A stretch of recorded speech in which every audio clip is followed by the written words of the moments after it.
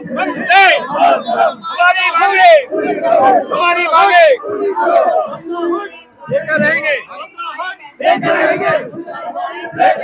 जय हिंद, जय भारत। और आप देख रहे हैं इस समय सीसीएन न्यूज 24 चैनल। मेरा नाम है दिनेश गर्ग जैन, कड़वे सवालों वाला मौजूद हूँ भारत की राजधानी दिल्ली के अंदर। और लगातार यहाँ पर पिछले 30 दिनों से पूर्व सैनिकों ने एक जंग छेड़ी है, आंदोलन छेड़ा है, जिसके अंदर मांगे की जा रही है कि हमारी जो है ओआरओपी की जो मांग है, एमएसपी की जो मांग है, उसके अंदर जो भेदभाव है उसको खत्म किया जाए। अभी आप देख सकते हैं मेरे पीछे लगातार यहाँ पर कुछ संगठन यहाँ पर पहुंचे हैं पूर्व सैनिकों के, जो कि लगातार सैनिक एकता जिंदाबाद की नारे यहाँ पर लगाए जा रहे हैं।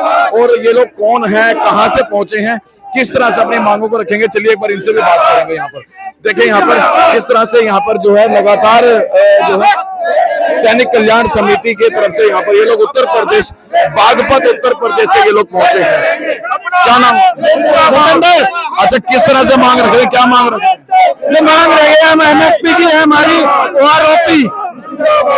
ओआरओपी की है और एमएसपी की है। किस तरह से रख रहे हैं, क्या रख रहे हैं? किस तरह से जो हमारे जो अफसर थे उन्होंने वो सारा अपना आप ले लिया, उन्होंने सब अपने आप ले लिया और जवानों को कुछ नहीं दिया ओआरओपी 2 के अंदर। और गवर्नमेंट को इस चीज से अवगत नहीं है, उनको अवगत कराने के लिए किया गया। क्या नाम हुआ अपना? हमारी डिमांड है, सब अफसरों को दे दिया गया है, हम ओआर जेसीओ सब जो है हमें रख दिया गया है। हमारी डिमांड है कि जो उनको दिया गया है वो हमारा वापस आना चाहिए। आप लोगों का शोषण किस तरह से किया जा रहा है? हमें तो बिल्कुल हर तरीके से कुछ भी नहीं है। आज तक सरकार ने हमारे से कुछ नहीं पूछा आके। हमें आज 12 तारीख से हमारा जो धरना चल रहा है, और किसी सरकार ने हमारे, कोई रक्षा मंत्री जी ने, प्रधानमंत्री जी ने, किसी ने हमारी सुध नहीं ली है बिल्कुल भी। प्रधानमंत्री जी तो कहते हैं हमने जवानों के लिए खूब काम किया। जवानों के लिए क्या काम किया है सर? होली में ना लिया जाके लड्डू खिला के या लॉलीपॉप दे के सर हमें। शोषण किस तरह से हो रहा है आप लोगों का? शोषण हो रहा है सर हमारा। हमें जो है कोई पूछ नहीं रहा है बिल्कुल भी कि भाई आप लोगों की क्या डिमांड है। सारे अफसरों को दे दिया गया है, हमें कुछ नहीं दिया है। क्या भेदभाव है आप दोनों? हमारे भेदभावों में ये है, उनको ज्यादा दे दिया गया, हमें जो है टोटल 3-4% में रखा गया। जैसे थोड़ा डिस्क्राइब करो, एक्सप्लेन करो इसको, किस तरह से उनको? इसमें जो है हमारे साथ में भेदभाव इतना बड़ा किया गया है। सब पहला भेदभाव तो ये किया गया कि जो अफसर्स की वेतन वृद्धि हुई वो 2.81 के फार्मूले से हुई, और जवान की जो वृद्धि हुई वो 2.57 के फार्मूले से हुई, जबकि वो निहायत गलत है।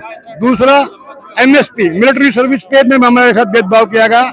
एक जवान को 5200 रुपए और एक अफसर को 15,500, जबकि मिलिट्री सर्विस पे एक अलाउंस है।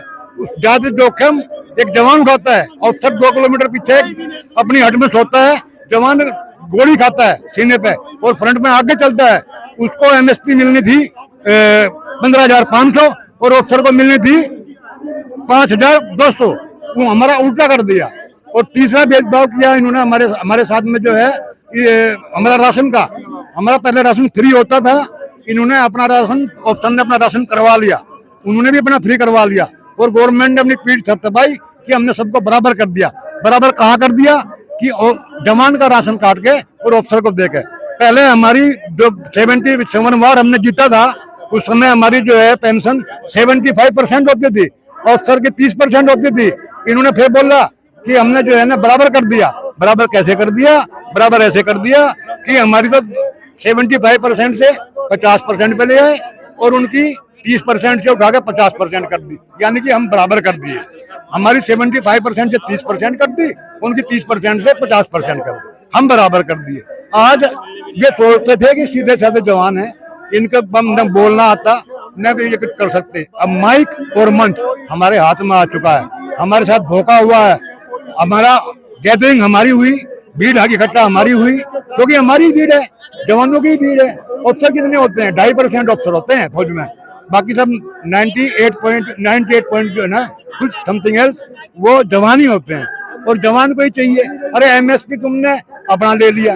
जब सेना में भर्ती होते हैं तो एक नोटिफिकेशन निकालते हैं, भाई जवान की योग्यता ये है, अफसर की योग्यता ये है, ये इसका पे बैंड होगा, ये इसका जवान का पे बैंड होगा। हम उसके ऊपर भर्ती होते हैं, हमने वो स्वीकार कर लिया। लेकिन जब कोई सामूहिक चीज मिलती है मिलिट्री सर्विस पे, वो इक्वल मिलनी थी, क्योंकि उसका वेट पे तो मेरे ज्यादा ही है। और जो हमारा खाना है, हमारा इससे जिसकी सुविधाएं हैं, वो समान होनी चाहिए थी। आज क्या हो रहा है, ईसीएचएस में कर्नल साहब जाता है डॉक्टर के पास बैठ के और गप्पे मारता है, जवान जो है लाइन में पीछे इंतजार करता रहता है, उसका नंबर आता है शाम को, अफसर साहिबान का नंबर आता है सबसे पहले, कहीं के लिए दिखाने के लिए नहीं, बीमारी के लिए नहीं, गप्पे मारने के लिए। ऐसे ही कैंटीन में है हमारे सामने, कैंटीन में अफसर की तो लाइन है, मैं 70 साल का बुजुर्ग हूँ, मेरी कोई लाइन नहीं है, मैं जो जवान में गिन ले, अरे मैं चक्कर खाए गिर जाऊंगा कैंटीन में। और वो जवान यंग मैन जो है, वो बेचारा ऑफिसर, वो आएगा आराम से और ले जाएगा। मतलब इस तरह का वातावरण पैदा कर दिया, पैदा सरकार ने ध्यान ही नहीं दिया, इन अफसरों ने कर दिया हमारे साथ में। तो ठीक है, हम अनुशासित हैं, अनुशासन में रहकर बात करते हैं, अनुशासन में रहना भी चाहिए हमें, हम उनका आज्ञाकारी हैं इनके, लेकिन ये तो नहीं कि हमें सिर्फ पेट भरे खाना भी ना दें। उन्होंने तो अपना गिलास इतना बड़ा कर लिया कि उसको भरते भरते सरकार को जो है ना 85% पैसा देना पड़ा। हमारी कटोरी इतनी छोटी कि उसमें 15%। बताइए, आप बताइए। अब लगातार आप लोग मंच और माइक आप लोगों के हाथ में आ चुका है और सरकार 30 दिन हो चुके हैं आप लोगों को ये मंच और माइक संभालते हुए, तब भी सरकार ने नहीं सुनी है। अब क्या करेंगे? सरकार को गलतफहमी है, सरकार को गलतफहमी है। सरकार इस चीज में है कि जैसे जनरल सतबीर सिंह आए, कह दिया कि वोट बैंक मेरे पीछे है, 2024 में मालूम चलेगा कि वोट बैंक कहाँ गया। अभी तो हमने यहाँ धरना प्रदर्शन कर रहे हैं, हम तो कभी गांव-गांव घर-घर जाएंगे, कहेंगे हमारा पेट भूखा है, हम वोट नहीं देंगे। और हम नहीं है, एक सैनिक किसान का बेटा होता है। चलो हम अपनी मांग यहीं से इसी धरने को हम उठा देंगे। जितने मंत्री हैं, जितने एमएलए हैं, जितने एमपी हैं, सभी अपने लड़के को एक एक को अग्निवीर में भेज दें, और वो लिस्ट हमारे पास ले आए और वो लिस्ट दिखा दें, हम धरना उठा देंगे। दूसरी बात, अगर उनके पास लड़का नहीं है, उनके पास लड़की है, नेवी में लड़की भी अलाउ कर दी, वो नेवी में भेजो। अरे हम तो किसान के बेटे हैं, जो आपका जो है ना, हमारी गरीबत से कहते गरीब, हम खाना खाने के लिए फौज में नहीं गए थे, हमारे अंदर जज्बा था, हम बहादुर हैं, हम बहादुर हैं। उनको सरकार को गलत फहमी है, ये धरना उठा देंगे 10-15 दिन में, नहीं हम ईंट से ईंट बजा देंगे। हम वो जवान हैं जो एक जमीन के टुकड़े के लिए, टारगेट को हासिल करने के लिए अपना जो है बलिदान करते हैं, अपने प्राणों न्यौछावर करते हैं। तो हम अपने हक के लिए यहाँ भी हम जब तक लड़ेंगे, जब तक हमारी मांग पूरी नहीं होगी। अच्छा, एक सवाल और करूंगा थोड़ा सा भाई साहब, और जवान का जो बड़े अफसर हैं और किस तरह से शोषण करते हैं? बटमैन देखिए, अब ये तो हम नहीं कहेंगे, ये बटमैन तो हम नहीं कहेंगे, क्योंकि वो हमारे सेना के, हमारे उसके अभी मतलब वो हमारे लिए एक बहुत बड़ा गलत मैसेज है। मैंने सुना साहब, हाँ वो सुना होगा किसी से, लेकिन मैं तो नेवी में नौकरी किया, मेरे यहाँ तो कोई बटमैन नहीं होता था, कोई जूता पॉलिश नहीं होती थी, मैं बल्कि ज्यादा काम करता था, ऑफिसर कम काम, वो साइनिंग अथॉरिटी था, लेकिन पूरा एग्जीक्यूटिव मैं था, मैं काम करता था, शिप में चलाता था। बाबू जी, हम किसान के बच्चे हैं, किसानों ने दिखा दी थी ना 2 साल पहले दिल्ली में ट्रैक्टर, वही किसान के लड़के हैं हम, उसी किसान के बच्चे हैं हम, वही फौजी हैं हम।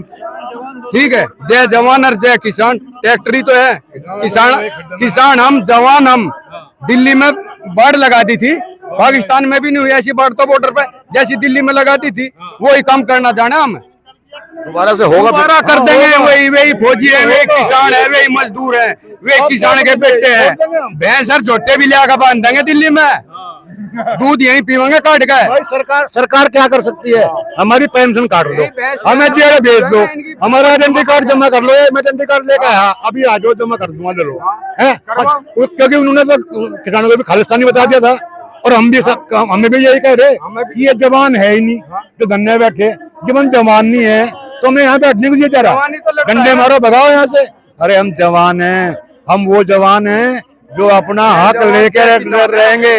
ये गलत फहमी में थे, अब तक ये सोए हुए थे कि major general Satbir Singh vote दिला देगा, वोट तो 2024 में हम देंगे। अब 3 अप्रैल को दिखाएंगे, पूरे भारत में 3 तारीख को हम अपना पूर्व सैनिकों का पूरा दिखाएंगे, पूरे सरकार को, कि कितनी इनमें शक्ति है और कितने जते हैं। जितने भी भारत में जिले, हर जिले में कन्याकुमारी से लेकर और जे&के तक हर जिले में डीएम को ज्ञापन सौंपा जाएगा, राष्ट्रपति, प्रधानमंत्री और गृह मंत्री के नाम से। ताकि वो उनको ठेस पहुंचे और उनको पता चले कि सैनिक एकता में कितनी ताकत है और आगे 2024 चुनाव के अंदर ये क्या बदलाव कर सकते हैं।